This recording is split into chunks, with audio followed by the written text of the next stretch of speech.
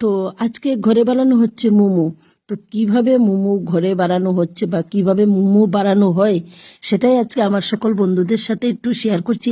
আমি কিন্তু বন্ধুরা সত্য কথা বলতে কি আমি এরকম নানান ধরনের খাবার আমি বানাতে পারি না। সত্যি কথা বলতে যেমন চাউমিন, তারপর মোমো, তারপর কি কি অনেক কিছু বানায় মেয়ে, অনেক কিছু নাম জানে, ছেলেও জানে।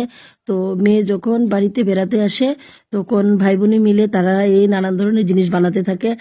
আমার মানে কর্তৃপক্ষ যেটা বলে যে আমাকে এটা এটা এনে দাও, বাস আমি এনে দিই, তার বাবা থাকলে তার বাবা এনে দেয়, তা না হলে ছেলে গিয়ে আনে, বাস তারা বানাতে থাকে। আমি শুধু খাই বন্ধুরা, সত্য কথা বলতে কি এই দেখুন কত সুন্দর এখানে মোমোগুলো বানিয়েছে, দেখতে কি অসাধারণ লাগছে। আর প্রত্যেকটা মোমো এত বড় বড় হয়েছে, আর মানে সিদ্ধ দেওয়ার পরে এত সফট মানে নরম হয়েছে কি বলবো বন্ধুরা।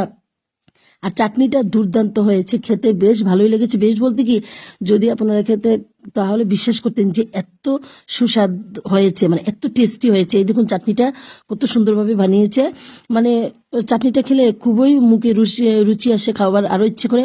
তো মেয়ের বাবা রুটি বানিয়ে দিচ্ছে তাদেরকে, আর গ্লাস দিয়ে কেটে কেটে গুল করে দিচ্ছে, আর ছেলে মোমোগুলোকে সরিষার তেল লাগাচ্ছে, আর মেয়ে এদিকে গুল গুল করে কিভাবে জানি মোমো বানাচ্ছে। তো মোমো বানানোর জন্য গাজর, তারপরে বাঁধাকপি, তারপর আদা, পেঁয়াজ, রসুন কি কি নিয়েছে কি আর বলবো, মানে যা যা প্রয়োজন অনেক কিছু নিয়েছে। টমেটো সস, তারপরে টমেটো, শুকনো লঙ্কা, কাঁচা লঙ্কা, মানে অনেক কিছু দিয়ে তারা মেয়ে ছেলে, বাবা ছেলে মেয়ে তিনজনে মিলে বানাচ্ছে।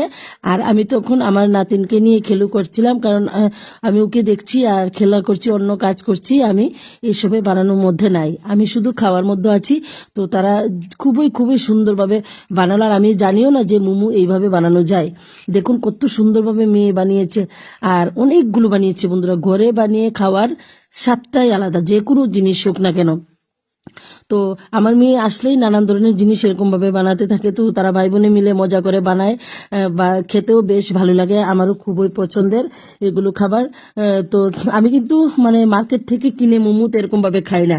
মোমো কিনলে একটা কি দুইটা খাই কিনা এরকম, আমার রুচি আসে না, তো এরকম ভালো লাগে না। কিন্তু মেয়ে ঘরে বানিয়েছে, 100টার মতো বানিয়েছে, এত ভালো লেগেছে খেতে। আর কত সফট দেখুন, রাইস কুকারে ওরা আবার এগুলোকে সেদ্ধ দিয়েছে, অনেকগুলো বানিয়েছে, চাটনিটা অনেক বানিয়েছে।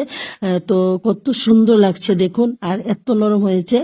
তো তারপর আমাকেও প্লেটে সাজিয়ে দিয়েছে, আমিও টেস্ট করে দেখেছি, তার বাবাও খেয়েছে, সবাই মানে মেয়েও খেয়েছে, ছেলেও, মানে সবাই মিলে অনেক বেশি বেশি করে খেয়েছে, আর বেশ ভালোই লেগেছে।